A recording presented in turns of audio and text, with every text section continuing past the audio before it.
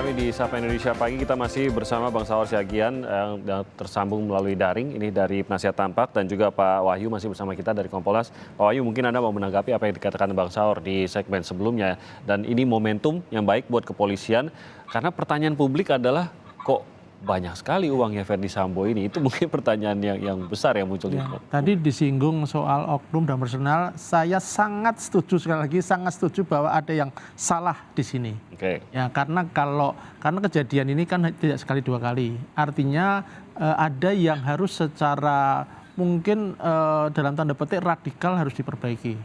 Ya, karena sampai memang kami mendalami itu, lalu ada teori relasi kuasa dan sebagainya, ya ini perintah komandan, ada budaya organisasi, tetapi dengan tadi yang Bang Saur sebut orkestrasi sampai sekian banyak orang mau nurut, itu tentu ada sesuatu sistem yang harus diperbaiki. Nurut kalau untuk hal yang memang sesuai dengan tupoksi, sesuai dengan tujuan kinerja Polri nggak ada problem. Tetapi kita nurut untuk sesuatu rekayasa, dan rekayasa ini pembunuhan oleh pimpinan kepada anggota. Jadi itu pertama. Kemudian yang kedua saya ingin sampaikan, kalau dibilang tadi banyak keluhan termasuk nyinggung soal kinerja Polri dan sebagainya, ini inline dengan yang dialami Kompolnas. Di Kompolnas itu Mas Timothy, satu hari minimal itu 10 sampai 20 laporan, baik itu yang lewat surat, lewat email ya, atau yang langsung ke sistem kami lapor Kompolnas. Satu hari itu. Satu bulan berarti ada 300. Satu tahun, sekarang aja ini udah baru masuk pada bulan, ini kan baru bulan Agustus ya. Sudah 5.000 laporan, dan itu 90% tentang serse. Jadi laporan yang masuk itu artinya memang ada problem di sini. Dan kami memang dengan Irwasum terus diskusi ini macam problemnya. Memang tidak semua laporan itu benar ya, ada. Tetapi dengan orang sampai melapor ke Kompolnas berarti kan sudah mentok di sana sini. Ya, dia di Propam mentok, di Karwasidik mentok, kemudian ke Kompolnas. Nah, kita sedang memang ada laporan yang kemudian kita tolak karena tidak sesuai data atau kemudian ternyata nggak lengkap dan sebagainya. Jadi menanggapi tadi dari Bang Saur, saya setuju bahwa ini ada masalah yang sistemik ya, yang harus diperbaiki, dan itulah maka ini momentum bersih-bersih. Kalau di dalam pemikiran Kompolnas memang dari yang sekarang dilakukan pemeriksaan oleh ISUS dan ternyata terbukti ada dugaan pidana, segera diproses pidananya, tapi juga segera dilakukan tindakan di ISUS untuk dilakukan keputusan. Misalkan kan di dalam KKIP itu ada level-level keputusan, ada keputusannya mutasi, ada demosi, ada turun pangkat, turun gaji, yang paling tinggi itu PTDH. Nah, saya kira harus ada keberanian itu. Dan kami sudah mengusulkan, moga-moga saja diterima, tetapi kami akan bersurat resmi kepada Bapak Kapolri.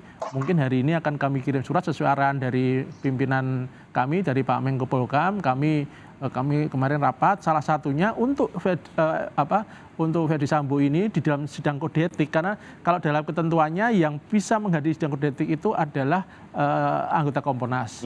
Kita berharap kalau diizinkan sidang kode etik Verdi Sambo itu terbuka untuk publik, sehingga ini transparan betul. Nah, tapi diizinkan tidak, ada di ketentuan di Perpol nomor 7 tahun 2002 di pasal 40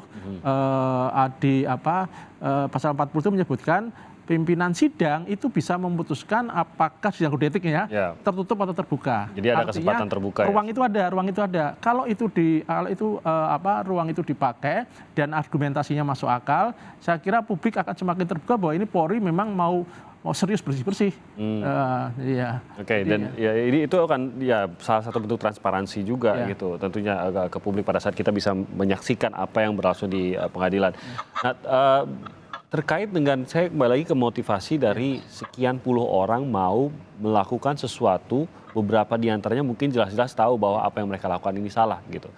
Apakah memang harus melihat tidak hanya aliran dana ataupun uang yang ditawarkan pasca kejadian, tapi harus melihat juga antara hubungan Verdi Sambo dengan orang-orang ini sebelum kejadian. Karena kita tahu, Bang Saur juga tidak semua itu berupa tawaran, tapi mungkin ada yang balas budi, ada yang berupa ya memang sudah merasa berterima kasih pada Verdi Sambo, sudah banyak dibantu dan lain-lain gitu. Haruskah melihat sejauh itu, Mas Wahyu? Betul, dalam pengamatan kami tidak semuanya transaksional dalam arti uang. Ada juga kalau kita bicara relasi kuasa, itu kan konteksnya kan banyak ya. Ada karena ketakutan, ada karena loyalitas, ada karena budaya organisasi, ada karena yang disebut sebagai loyalitas buta. Apapun perintah komandan itu harus dipatuhi. Tapi itu pun pasti ada alasannya kan, entah karena apa alasannya, bantuan di masa lalu atau itu apapun. Irsus harus mendalami. Oke. Kan begini, ini Pak Sambo ini kan sudah 30 tahun, hampir 30 tahun jadi polisi. Dia kan berhubungan dengan banyak orang, dengan banyak teman. Tentu ada interaksi sosial di sana. Nah, ini Irsus biar Irsus dalami itulah. Saya kira kita tidak bisa semuanya dipukul rata. Saya kira harus ada dan harus ada juga reward kalau ada yang menolak. Kan kita nggak tahu juga. Siapa tahu dari yang sudah kan ini itu kan meriksa. Ada yang diminta silakan tapi ada yang menolak. Ya kan kita ini nggak terbuka. Yang menolak itu kan harus kita kasih reward. Artinya dia berani menyampaikan. Ada juga yang mungkin tidak menolak tapi memberikan argumentasi. Mohon maaf. Dan ini harusnya begini-begini, kita kan nggak tahu, itu nanti biar Irsus mendalami lah. Mendalami, saya kira yang ada respon-respon menolak dan sebagainya, artinya tidak mengikuti yang salah, itu juga harus kita kasih reward. Ya ini saya kira inilah momentumnya untuk bersih-bersih, untuk kita, saya mengatakannya ini harus ada gerakan radikal. Iya.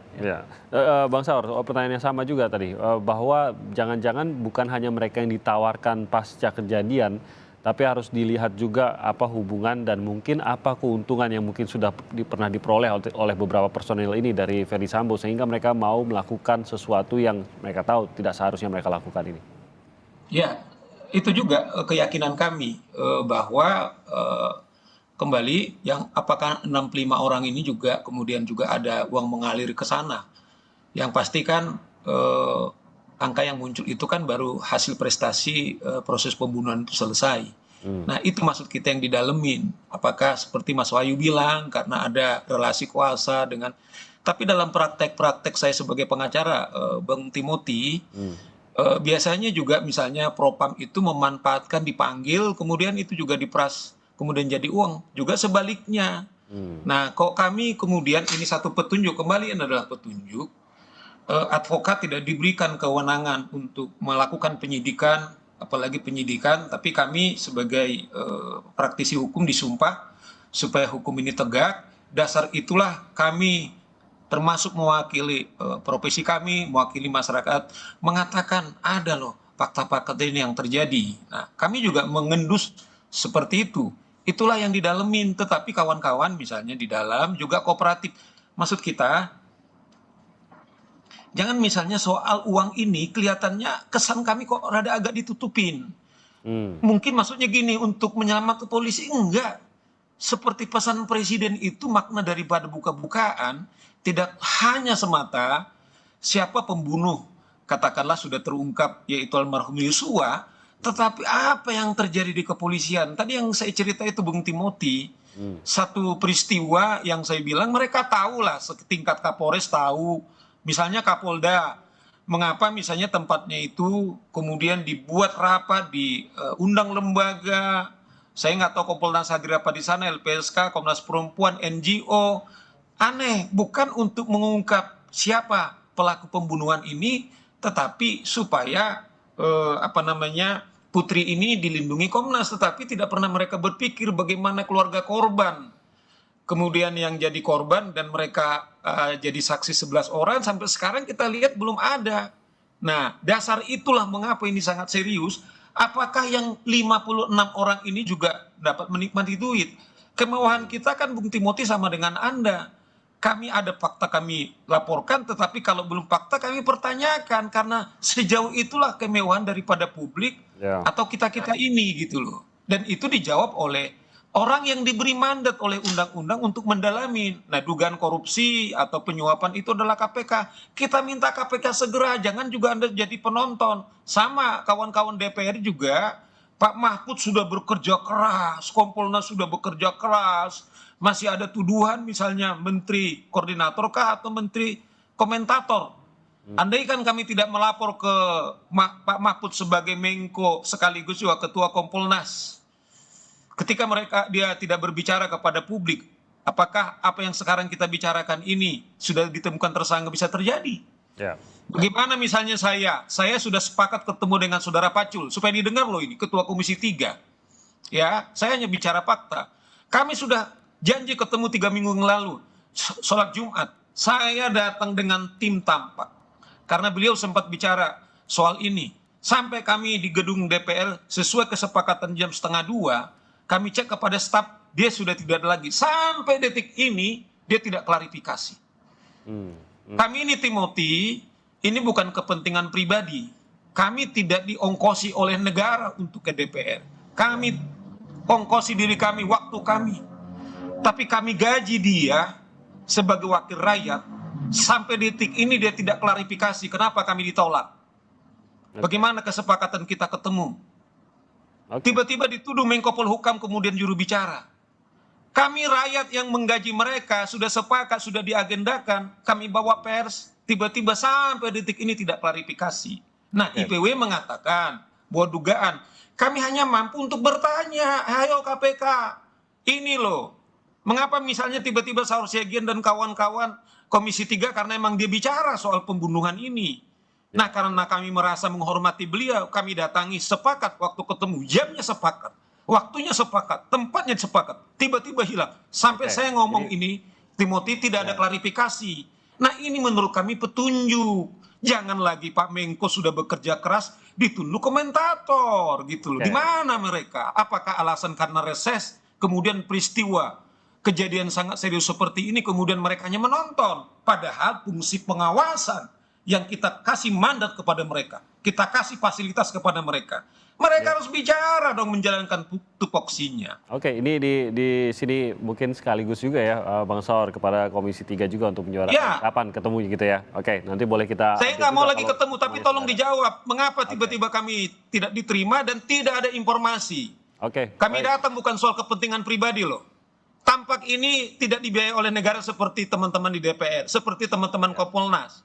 Kami membayar diri kami, sumpah kami adalah membayar diri kami, waktu kami, termasuk sekarang ini kami adalah tidak dibayar. Mungkin Mbah Swayu itu pasti dibayar oleh negara. Tetapi kami diperlakukan oleh yang kami gaji. Bagi kami satu ada pertanyaan besar, ada apa?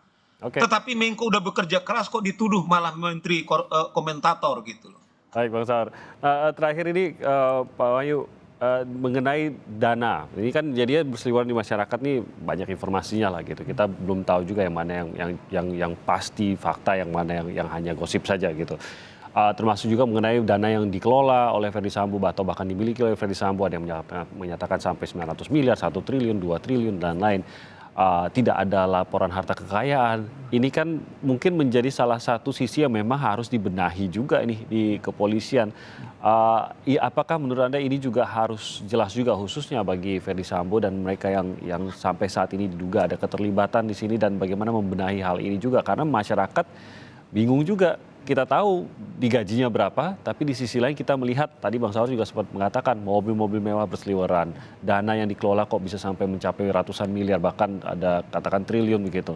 Harus bagaimana ini menanggapi dari sisi ini gitu? Terima kasih Mas Timothy. Kami terus terang saja juga menerima informasi itu. Bahkan kemarin dan mungkin hari ini sudah banyak yang menerima posting mengenai skema aliran dana. Ya, bagi Kompolnas tentu informasi itu harus kita dalami. Benar atau tidak kita belum tahu. Kita tentu harus klarifikasi. Tetapi apa yang menjadi niat kita bersama untuk ini momentum, saya kira semua teman-teman itu harus kita akumulasi menjadi suatu data yang komprehensif, data yang holistik, sehingga nanti kita bisa jangan kesempatan untuk momentum ini hilang. Ini kesempatan emas untuk kita, karena ada faktanya mengenai tindakan yang sangat tidak etis, ya, membunuh anggota. Ada fakta mengenai bagaimana merekayasa suatu kejahatan, ada fakta mengenai relasi kuasa yang bagaimana seseorang pejabat utama, sampai bahasanya Pak Mahfud MD ini, Pak Sambo ini nggak bintang 2, bintang 5 karena kata semua. Itu guyonannya ya. Artinya guyonan ini menunjukkan bahwa ada sesuatu yang salah di sini. Nah, maka saya kira kita harus nanti kami di Komponas sudah punya jalur dan tupoksi, nanti kami tentu lewat Bapak Presiden, apa bentuknya, kami sekarang sedang akselerasi untuk itu kita bahas ya, karena momen begitu ini terlambat, kemudian sudah ada nanti intervensi lain yang masuk lagi, sudah susah lagi untuk mengembalikan pamor yang sekarang terpuruk ini. Itu misi kami. Jadi kita kawal sesuai tupoksi, tapi juga teman-teman masyarakat sipil, kemudian publik dengan proporsinya masing-masing silahkan berperan. Seperti tadi lapor KPK silahkan berperan. Ini bagi kami itu menjadi fooding, menjadi tambahan-tambahan untuk data-data kami agar holistis, sehingga ketika kami nanti menyampaikan sesuai tugas kami menjalankan arah bijak Polri kepada Bapak Presiden, itu nanti bisa komprehensif, tidak kasuistis ya, tapi benar-benar karena ini sudah sistemik, ini sudah bahasanya Pak Anu sudah tidak lagi oknum, tapi ini sudah ada yang salah di sinilah. Ini bayangan saya kalau mendengar kata Pak Wahyu tadi, kalau saya menjadi Kapolri kesel juga gitu ya. Kok begitu banyak orang menurut pada bintang 2, padahal harusnya memandang Kapolri juga dong, yang sudah jelas arahannya begitu ya.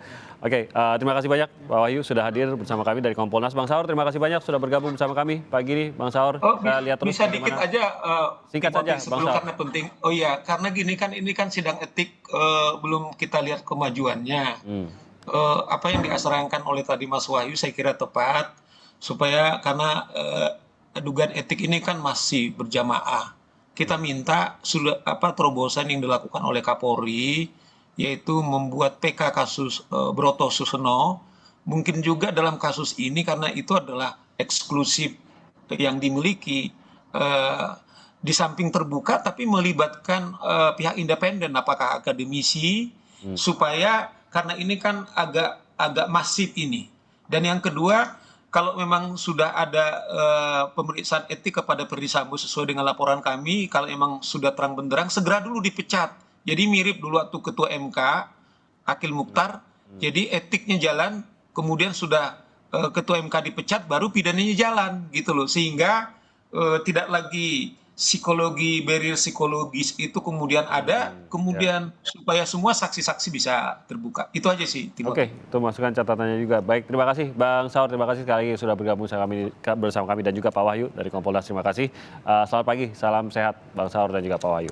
Salam sehat.